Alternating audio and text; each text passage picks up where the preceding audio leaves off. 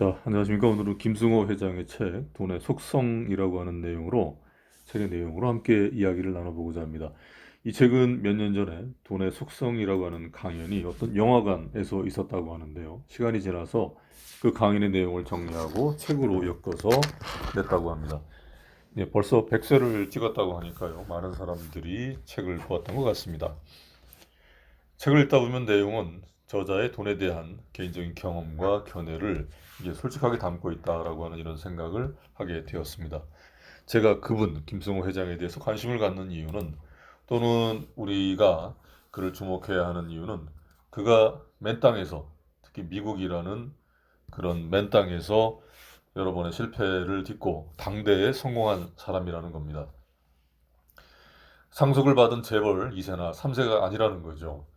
우리나라의 대부분의 부자들은 돈 많은 부모나 조부모, 할아버지를 만나서 증여나 상속을 받은 사람들이 사실 대부분이죠. 마치 고스톱에서 이제 광 같은 걸, 광이나 파는 그런 사람들과 이제 비슷한 거죠. 하지만 그는 차원이 조금 다른 인물인 것 같습니다. 고스톱으로 비유를 하자면은 김성호 회장은 흑사르기 같은 피나 간혹 쌍피 같은 거를 주워 모아가지고 6점, 고스톱이 날라오면 6점이 필요하니까 저는 이 6점을 이제 종잣돈이라고 생각을 했습니다.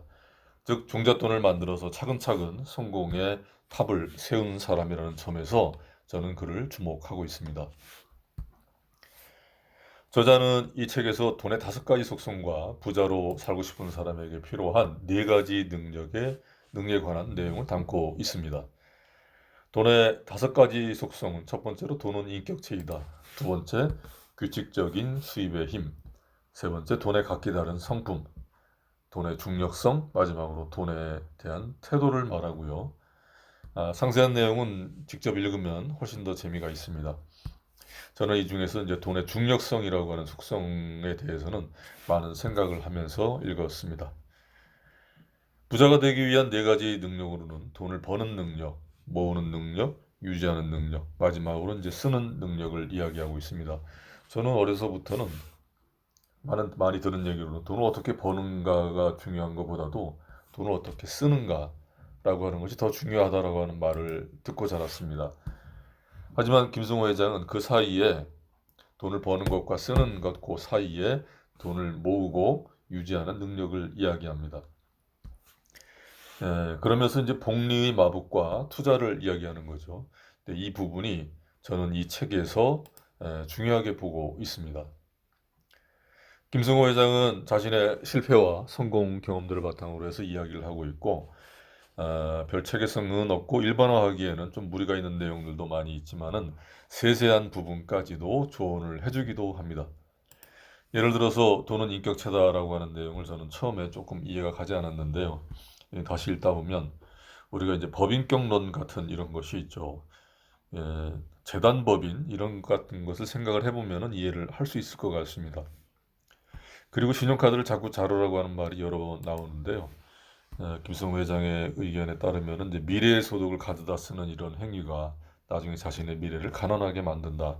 그리고 종잣돈을 만드는데 큰 장애가 된다라고 하는 이런 내용이기 때문에 많은 생각을 하게 됐습니다. 다음은 책의 내용 중에서 일부를 발췌한 내용들입니다. 첫 번째, 지극히 현명한 사람도 돈에 대해서 무지한 경우가 태반이고, 정작 부를 이루고 유지한 사람들은 그 비밀을 말할 이유가 없다라는 말이 있습니다.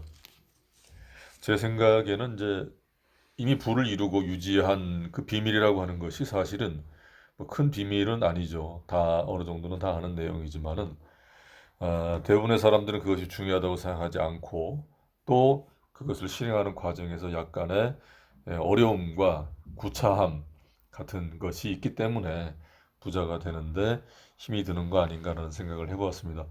예를 들어서 도스토옙스키 같은 대단히 현명한 사람도 뭐 큰 돈을 상속을 받기도 하고, 또 본인이 책을 써서 많은 돈을 벌기도 했지만은 평생을 가난하게 살았던 것은 그가 돈을 버는 능력과 그리고 상속을 받는 그런 행운이 있었지만은, 김성호 회장이 이야기하는 그 두 번째, 세 번째 있는 중간 단계인 돈을 모으고 유지하는, 그리고 투자하는데 이런데 대단히 뭐 무지했거나 중요시하지 않았던 것이 아닌가라는 이런 생각을 해보았습니다.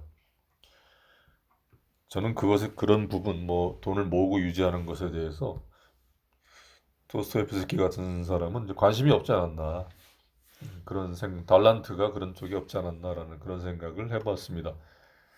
두 번째로, 인생에서 돈에 대한 문제를 해결한다고 하는 것은 영적인 각성만큼이나 삶에 있어서 대단히 중요한 가치를 가진다. 저는 이 말에 10분 동의합니다.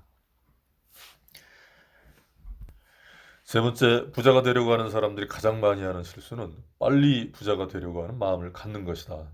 빨리 부자가 되는 유일한 방법은 빨리 부자가 되지 않으려는 마음을 갖는 것이다.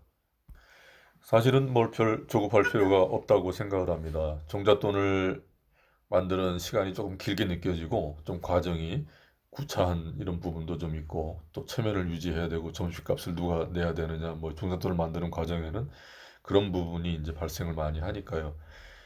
하지만 이제 종잣돈이 만들어지고 나면 나머지는 시간도 상당히 단축되고, 뭐 지루하기보다는 뭐 즐겁고 이러면서 즐기면서도 일을 할 수가 있습니다. 빨리 부자가 되려는 마음을 버리고 종잣돈을 마련하고 복리와 투자를 배워야 한다.